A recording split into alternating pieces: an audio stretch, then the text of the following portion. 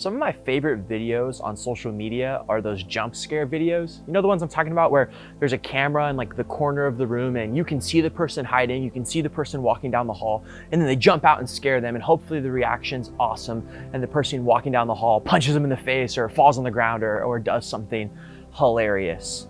But have you ever been jump scared in real life?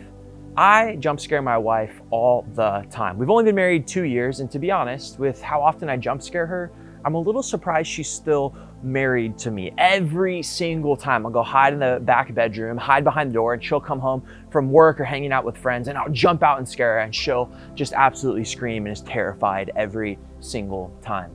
However, being jump scared is one of my least favorite things in the whole world because I scream like a little girl 10 times out of 10. I never see it coming. I jump up, I run away, I hide, and in my mind, I want to be tough. Like I want to be ready to fight.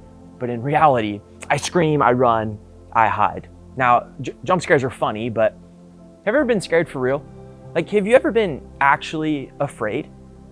Life throws us so many curveballs, and so often it's really easy to respond with fear. It's really easy to be afraid about the future. It's really easy to be uncertain and startled by life. Today's passage, Psalm 56, verse 3 says this: "When I'm afraid, I put my trust in you, in God, whose word I praise. In God I trust and am not afraid. What can mere mortals do to me?" The thing that sticks out to me about this passage is that it's all about God. Sometimes the reason that we're afraid by life, sometimes the reason we're stressed out and anxious is because we're focused on ourselves and our circumstances instead of focused on God.